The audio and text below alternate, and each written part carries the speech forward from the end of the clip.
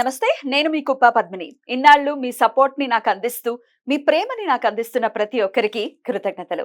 ఇప్పుడు చూడబోతున్న ఈ వీడియో కూడా ఖచ్చితంగా మీకు ఉపయోగపడుతుంది. లైక్, షేర్ అండ్ సబ్స్క్రైబ్ చేసి మీ ఇష్టాన్ని అలాగే మీ సపోర్ట్‌ని నాకందించండి. అలాగే ఈ వీడియో పట్ల మీ అభిప్రాయాన్ని కామెంట్ సెక్షన్‌లో కామెంట్ చేసి నాకు తెలియజేయండి. నమస్తే.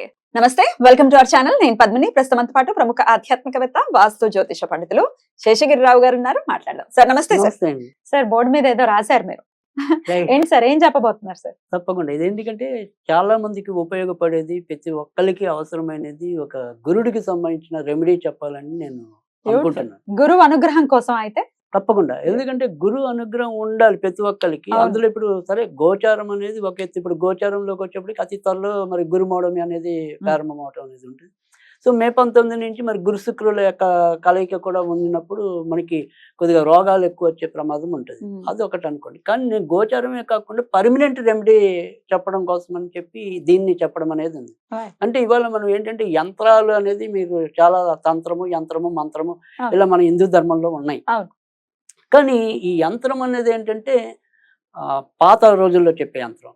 ఈ యంత్రం అనేది చాలా పవర్ఫుల్. అంటే దానికి మనం ఖచ్చితంగా ప్రాణ ప్రతిష్ఠ చేయాలి.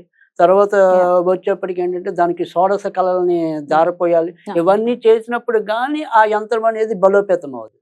ఒకవేళ అయినా దానికి చేయాల్సినటువంటి క్రతువులు ప్రతినిత్యం జరుగుతూ ఉండాలి. రైట్ కదా. అందుకని యంత్రారాధన అనేది కొద్దిగా కష్టంతో కూడినది. డెఫినెట్లీ. అందుకని ఇక్కడ ఏంటంటే అందరికి సులభంగా ఉండే ఇది ఒక పరిశోధనాత్మక యంత్రం అనేది. ప్రత్యామ్నాయం ఖచ్చితంగా. అసలు మనకి గురుడు యొక్క అనుగ్రహం ఎందుకు ఉండాలి? ఈ గురుడు యొక్క అనుగ్రహం మనకి ఎందుకు ఉండాలి అంటే కనుక ఖచ్చితంగా పుట్టిన సంతానం మాట వినకపోయినా గురుడు అనుగ్రహం కావాలి. వాళ్ళకి బుద్ధి బలంగా ఎదగాలన్నా గురుడు అనుగ్రహం కావాలి. చాలా మందికి ఏంటంటే జనరల్ గా ఇక్కడ సంతానకారకుడు అసలు గురుడు అవుతాడు. అంటే వ్యక్తిగత జాతకాల్లో వాళ్ళ యొక్క సంతానం అనేది సంతానాధిపతి వేరు ఉండొచ్చు. కానీ కామన్ గా జనరల్ గా సహజంగా సో ఖచ్చితంగా గురు అనుగ్రహం లేకుంటే సంతానం అనేది కూడా ప్రసాదించబడదు. తర్వాత రెండోది వచ్చేప్పటికి ఏంటంటే గురువు యొక్క అనుగ్రహం గనక లేకపోతే గనక మనం ఎంత కష్టపడినా దానికి సంబంధించినంత వరకు మనం మంచి పేరు తెచ్చుకోలేము.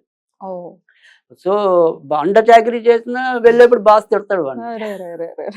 సో దానికి ఓన్లీ గురువే రోల్ ప్లే చేస్తుంటారు. ఖచ్చితంగా గురువు అనేది అక్కడ ఉంటుంది. అందుకనే మనకి ఎప్పుడైనా సరే ముఖ్యంగా ఈ గురు రావులు కలిసినప్పుడు అయితే కనుక మరింత ఇబ్బందులు ఎదుర్కోవటం అనేది కూడా ఉంటుంది. గురు చండాలమే అది. తర్వాత రెండోది ఏంటంటే ప్రతి ఇంట్లో కూడా కాస్మిక్ ఎనర్జీ విస్తృతంగా పాస్ అవ్వాలి అంటే కనుక ఖచ్చితంగా గురు అనుగ్రహం కావాలి. ఇప్పుడు మన యొక్క ఇంట్లో బ్రహ్మస్థానం అనేది ఉంటుంది. బ్రహ్మస్థానం గురించి చాలా మందికి తెలియచ్చు, తెలియకపోవచ్చు. ఆ బ్రహ్మస్థానాన్ని ఏమంటాం, దానికి కావాల్సిన రక్షణ ఇచ్చి ఇల్లుని కట్టేది ఉంటే ఓకే కొంతవరకు. కానీ ఇలా ఒకవేళ పొరపాటున బ్రహ్మస్థానాన్ని కూడా మనం సరిగ్గా పదిలపరుచుకోలేదు అనుకోండి, వాస్తు దోషాలు ఏర్పడతాయి.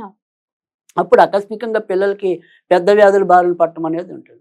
సో అలాంటి ఇబ్బందుల నుంచి కూడా తప్పించడానికి ఇది బాగా ఉపయోగపడే ఆధునిక యంత్రం అనుకోండి.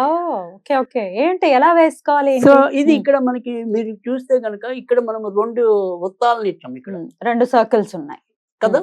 ఇవన్నీ కూడా 12 పోల్స్. ఈ 12 పోల్స్ ఎందుకు ఇచ్చామంటే కనుక గురుడు ప్రతి రాశికి ఒక్కొక్కసారి 12 పోల్స్ లో అంటే ఇక్కడ ఫస్ట్ ఇది మేషం అనుకుంటే వృషభం అనుకుంటే ఇలా 12 పోల్స్ వస్తూ ఉంటారు. సో ఈ 12 పోల్స్ లో ఇక్కడ మనం ఏం చేసామంటే మీరు కనుక ఈ అంకెని కనుక గమనిస్తే కనుక నేను వేసింది ఇక్కడ మీకు 3 వేసాను. ఫస్ట్ 3. ఓకే. ఇది గురుడు యొక్క సంఖ్య 3. అవును, రైట్. తర్వాత ఇక్కడికి వచ్చేప్పటికి 7 వేసాను నేను. 7. సో మీకు పైకి చూస్తే ఓంకారం అనేది గురుడు యొక్క ప్రతిబింబం. కానీ ఇక్కడ మనం కనుక ఇటు న్యూమరాలజీ అనుకోండి లేదా ఏదైనా సరే ఒక జ్యోతిష పరంగా ఉండేది. ఈ 3 అనేది గురుడికి సింబల్. ఈ 7 అనేది కొంతమందికి కేతు సింబల్. సరే నాబోటి వాళ్ళకి ఇది చంద్రుడి సింబల్. ఈ గురుడు చంద్రుడు కలిస్తే మనం ఏమంటున్నాం, గజకేసరి యోగం అంటున్నాం. అంటే పోనీ ఒకవేళ కేతు అనుకుందాం, మోక్షం. తర్వాత రెండోది ఏంటంటే గురుడు కేతు అత్యంత మనకి ఏమంటాం మిత్రత్వం అన్నమాట. ఎవరి జన్మ జాతకంలో కలిసి ఉంటే బాగుంటుంది. చాలా మంది ఎప్పుడైనా సరే కేతు ఎప్పుడు కూడా మీనరాశిలో కానీ ధనురాశిలో ఉండాలి. అందుకే కొత్త వాళ్ళం అయితే అక్కడే ఓట్స్ రాసులు అంటున్నాం. పాత రోజుల్లో అయితే వృశ్చిక రాశి ఓట్స్ అంటారు. కానీ ఇప్పుడు కొత్తగా మనం ఎవరైనా సరే జ్యోతిష్ పండితులు ఎవరైనా కూడా మిథునం రావుకి ఈ ధనస్సు కేతుకి ఓట్స్ రాసులు అని చెప్తారు. సో అందుకని గురుకేతువులు కలిగి కూడా చాలా కాస్మెటిక్ ఎనర్జీని పాస్ చేయడం అనేది ఉంటుంది.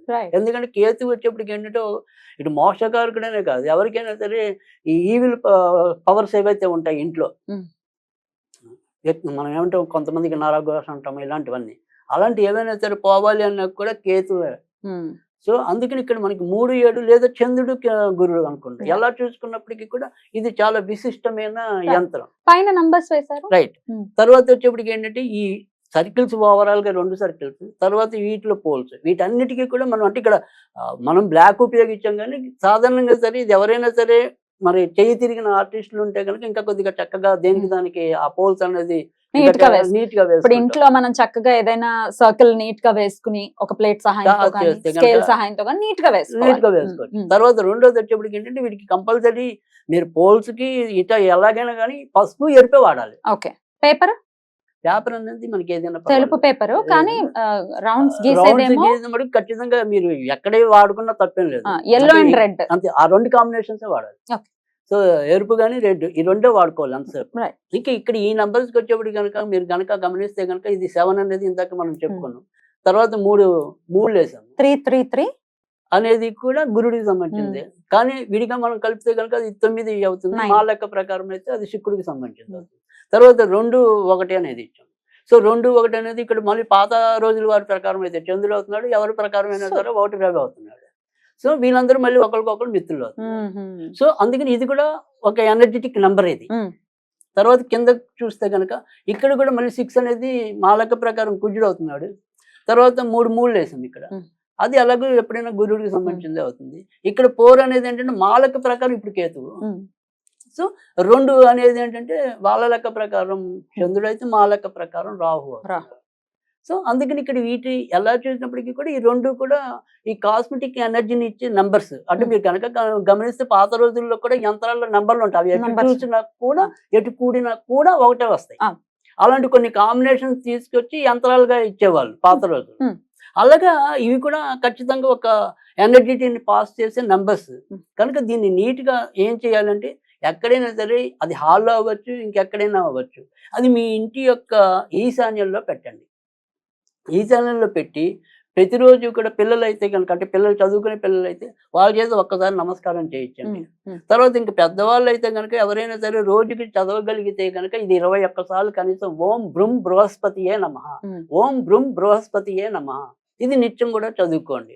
మీ ఇంట్లో ఎలాంటి కాస్మెటిక్ ఎనర్జీ పెరుగుతుంది, ఈవిల్ పవర్స్ అనేది తగ్గుతుంది.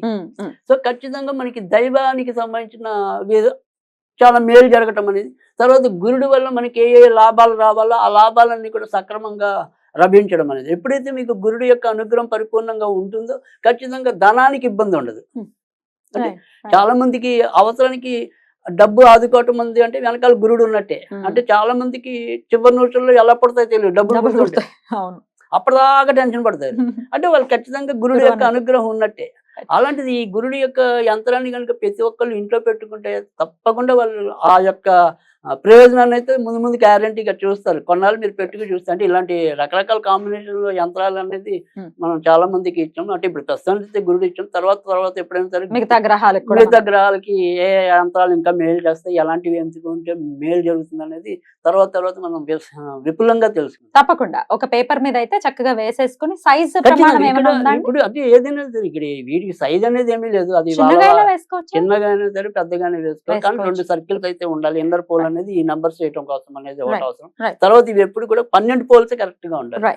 సో ఆ రకంగా కనుక జాగ్రత్తలు తీసుకోవచ్చు. అదే ఈ చేయి తిరిగిన ఆర్టిస్ట్ దగ్గరికి వెళ్ళి ఇంకా నీట్ గా కూడా చేసుకోవచ్చు. లేదా ఇప్పుడు మనకి వెబ్ డిజైన్ లో కూడా ఆర్టిస్ట్ అందులో కూడా చేసుకుని పెట్టుకోవచ్చు. అందులో కూడా చక్కగా ఇంకా అంటే ఇప్పుడు మనం ఈ పోల్ ఉంది ఇక్కడ, ఇది ఇక్కడ నుంచి దీని నుంచి గ్యాప్ ఒక 3 సెంటీమీటర్లు అలా 6 సెంటీమీటర్లు అలా వచ్చేలాగా పెద్దానికి ఒకటే మనం మెయింటైన్ చేస్తాం కదా. ఇక్కడంటే మనకి ఒకదానికి గ్యాప్ ఎక్కువ వచ్చింది, ఒకదానికి గ్యాప్ తక్కువ వచ్చింది. అదే మనం ఒక ఆర్టిస్ట్ దగ్గరికి వెళ్ళినప్పుడు కానీ మనం స్వయంగా ఇలా తీర్చిదిద్దుకున్నప్పుడు ఏంటంటే ఇంకా అందంగా ఇంకా అందంగా వస్తుంది, కరెక్ట్ గా వస్తుంది. బ్యూటిఫుల్ అండి, చాలా అది బ్యూటిఫుల్. ఖచ్చితంగా పెట్టుకుని చూడండి, కానీ మార్పులు అయితే మంచి గ్యారంటీగా జరుగుతాయి. ఏ రోజు ఇది పెట్టుకోవచ్చు అంటే అంటే ఎప్పుడైనా సరే మనం ఇది గురువుకి సంబంధించి చెప్తున్నాం కాబట్టి ఖచ్చితంగా ఆదివారం కానీ గురువారం కానీ అయితే చాలా మంచిది. బ్యూటిఫుల్ అండి. డెఫినెట్ గా గురువు అనుగ్రహాన్ని పరిపూర్ణంగా పొందాలి అని చాలా మంది అనుకుంటూ ఉంటారు. అవును. వారికి ఈ ఆధునిక యంత్రం అనేది ఖచ్చితంగా ఉపయోగపడుతుంది. ఇక మళ్ళీ దీనికి పూజలు చేయటాలు లేకపోతే ఇంకేముండదు. మా ప్రాణప్రతి ఇవన్నీ ఏమి ఉండవు. ఏముండవు. చక్కగా చక్కగా పెట్టేసుకోవటం, ఇంట్లో దాన్ని పెట్టుకొని చూస్తూ ఉండటం. చూసే వాళ్ళకి ఒక ఆకర్షణ కూడా, ఇదేంటి వీళ్ళు బాగుంది, కొత్తగా అందంగా పెట్టారు ఏదో అని చెప్పి. దాన్ని ఏదైనా డిజైన్ చేసుకోవచ్చు అందంగా. అందుకే నేను చెప్తున్నా చేసుకోవచ్చు. చక్కగా ఫోటో ఫ్రేమ్ లాగా అదే పెట్టుకుంటే అంటున్నా. చాలా చాలా వినూత్నంగా ఉంటుంది. వాళ్ళ కరెక్ట్ గా రంగులు వాడి కనుక Yeah. ఎరుపు ఈ పసుపు కాంబినేషన్ ఎప్పుడు కూడా బాగుంటుంది.